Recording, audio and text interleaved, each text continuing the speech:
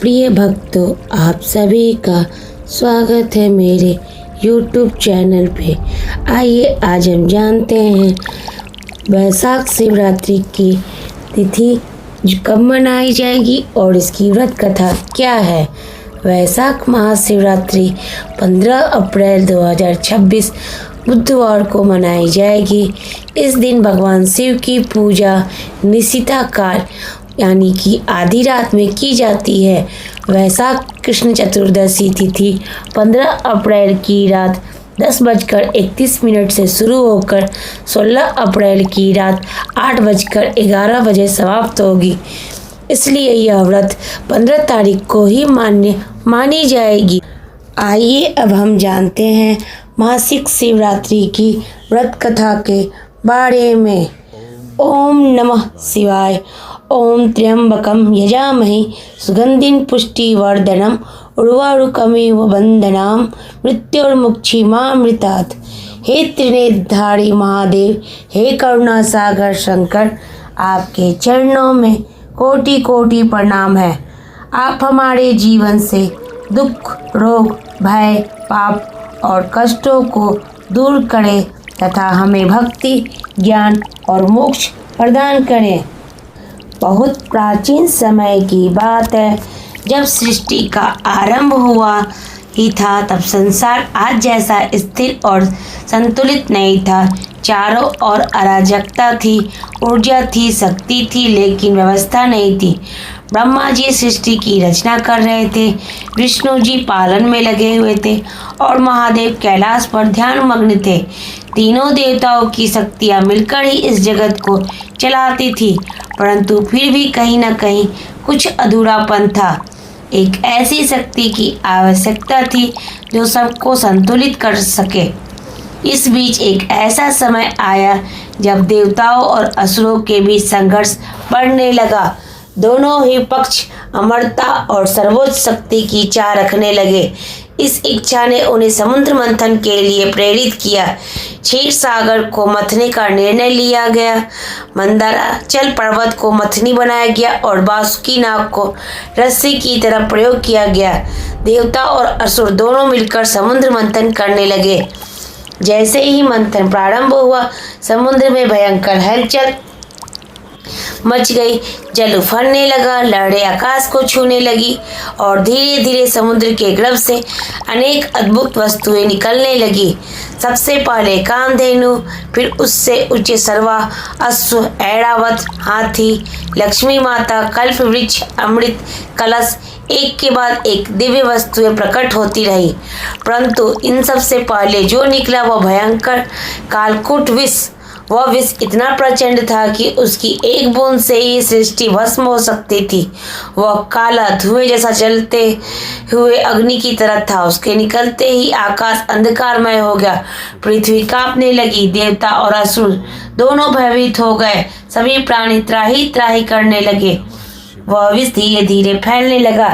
यदि वह समुद्र से बाहर आ जाता तो पूरी सृष्टि नष्ट हो जाती। देवता घबरा गए। वे ब्रह्मा जी के पास गए और फिर विष्णु जी के पास पहुँचे। सबने एक स्वर में कहा, इस विष से केवल महादेव ही हमें बचा सकते हैं। तब सभी देवता कैलाश पहुँचे। महादेव गहन समाधि में लीन थे। उनके चारों ओर दिव्य प्रकाश था। पार्वती जी उनके सामने बैठी थी। देवताओं ने स्तुति की, प्रार्थना की और रोते हुए अपनी व्यथा सुनाई। महादेव ने धीरे धीरे आंखें खोली। उनकी दृष्टि में करुणा थी, प्रेम था और अपार शक्ति थी। उन्होंने सब कुछ समझ लिया। उन्होंने कहा, यह विष सृष्टि के संतुलन के लिए निकला है। यदि इसे कोई धारण न करे तो यह सब कुछ नष्ट कर देगा, इसलिए इसे मैं स्वयं धारण करूंगा। पार्वती जी घबरा गई। नाथ, यह विष आपको नष्ट कर देगा। महादेव मुस्कुराए। यदि मेरी पीड़ा से सृष्टि बचती है तो यही मेरा धर्म है। इतना कहकर महादेव समुद्र तट पर पहुंचे।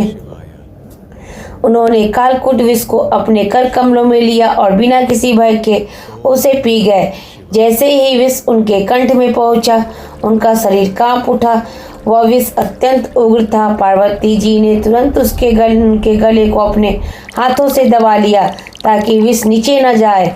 विष उनके कंठ में ही रुक गया। महादेव का कंठ नीला पड़ गया, इसी कारण वे नीलकंठ कहलाए। उस विष के प्रभाव से उनका शरीर तपने लगा। वे असहनीय पीड़ा में थे, फिर भी उनके मुख पर शांति थी। वे ध्यान में लीन हो गए। देवताओं ने देखा कि महादेव की पीड़ा कम करने के लिए चंद्रमा उनके सिर पर विराजमान हो गए। गंगा उनकी जटाओं में समा गई, नाग उनके गले में लिपट गए, सब प्रकृति उनके साथ खड़ी हो गई। यह घटना फाल्गुन मास के कृष्ण पक्ष की चतुर्दशी को हुई थी। वही रात शिवरात्रि कहलाती है। उस दिन महादेव ने संसार के लिए विष पिया और स्वयं को कष्ट सहा। पर शिवरात्रि की कथा यहीं समाप्त नहीं होती। इस संसार में एक समय एक निर्धन ब्राह्मण रहता था। उसका नाम सुशील था। वह अत्यंत धर्मपरायण था, किंतु गरीबी से पीड़ित था। उसकी पत्नी सती साध्वी थी। दोनों भगवान शिव के परम भक्त थे। एक वर्ष शिवरात्रि की रात्रि आई। उस दिन उनके घर में अन्न का दाना भी नहीं था। फिर भी उन्होंने निश्चय किया कि वे पूरी रात जाकर भगवान शिव का स्मरण करेंगे। भूखे प्यासे वे दोनों एक शिवलिंग के पास गए, जो जंगल के किनारे स्थित था। वहाँ एक बेल का पेड़ था। वे उसी के नीचे बैठ गए। रात्रि गहराती गई। पहला प्रहर बीता, ठंड बढ़ने लगी, भूख से शरीर कांपने लगे। फिर भी वे ओम नमः शिवाय का जाप करते रहे। दूसरे पहर में जंगली जानवरों की आवाज़ें आने लगी। भय का वातावरण था, फिर भी उनका मन अडिग रहा। तीसरे पहर में पत्नी मूर्छित होने लगी। पत्नी ने उसे सहारा दिया। दोनों की आंखों से आंसू बहने लगे, पर भक्ति नहीं टूटी। चौथे पहर में अचानक एक हिरन वहां आया। उसके पीछे शिकारी था। हिरन डरकर शिवलिंग के पास गिर पड़ा।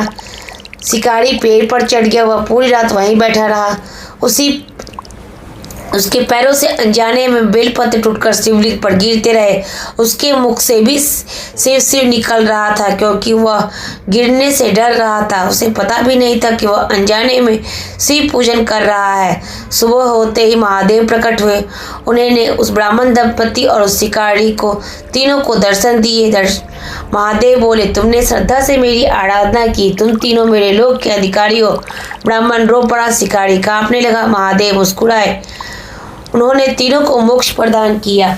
इसी से सिद्ध हुआ कि शिवरात्रि की रात्रि में जागरण, स्मरण और श्रद्धा से किया गया छोटा सा कार्य भी महान फल देता है। एक और कथा भी प्रसिद्ध है। एक समय माता पार्वती ने महादेव से पूछा, नाथ, संसार में सबसे पवित्र रात्रि कौन सी है? महादेव बोले, फाल्गुन कृष्ण चतुर्दशी की रात्रि। पार्वती जी ने कारण पूछा। महादेव ने कहा, इसी रात्रि में निरंकार से साकार हुआ था। इसी रात्रि में ज्योतिर्लिंग प्रकट हुआ था। तब महादेव ने ब्रह्मा और विष्णु की कथा सुनाई। एक बार ब्रह्मा और विष्णु ने विवाद हो गया कि कौन श्रेष्ठ है। तभी आकाश से एक अनंत प्रकाश स्तंभ प्रकट हुआ। उसका न आदि था न अंत। दोनों ने उनका छोर खोजने का प्रयास किया। विष्णु नीचे गए, ब्रह्मा ऊपर गए। हजारों वर्ष तक खोजते खोजते पर उन्हें अंत नहीं मिला। अंत में वे हार कर लौट आए। तभी उस ज्योति से महादेव प्रकट हुए। उन्होंने कहा, मैं ही अनंत हूँ, अहंकार त्यागो। यही शिवरात्रि की रात्रि थी। इसी कारण शिवरात्रि को शिव का प्राकट्य दिवस माना गया है। इस प्रकार शिवरात्रि केवल एक पर्व नहीं है, बल्कि त्याग, करुणा, भक्ति और मोक्ष का प्रतीक है। यह वह रात्रि है जब महादेव ने विष पिया, जब उन्होंने अहंकार तोड़ा, तब उन्होंने भक्तों को मोक्ष दिया, जब उन्होंने संसार की रक्षा की। जो इस रात्रि को श्रद्धा से स्मरण करता है, उसके जीवन से अंधकार दूर होते हैं। जो इस रात्रि को महादेव का नाम लेता है, वह जन्म मरण से बंधन से मुक्त होता है। इसी कारण ऋषि, मुनि, संत, योगी, गृहस्थ सभी शिवरात्रि को अत्यंत पवित्र मानते हैं। यह रात्रि केवल जागरण ही नहीं, आत्म जागरण की रात्रि है। यह केवल पूजा ही नहीं, आत्मशुद्धि की रात्रि है। यह केवल व्रत ही नहीं, त्याग की रात्रि है। और इसी कारण शिवरात्रि को महापर्व कहा गया है। महादेव आज भी कैलाश पर विराजमान है, ध्यान मग्न है, करुणामय है। जो भी सच्चे मन से उन्हें पुकारता है, वे उसकी पुकार अवश्य सुनते हैं। हर हर महादेव।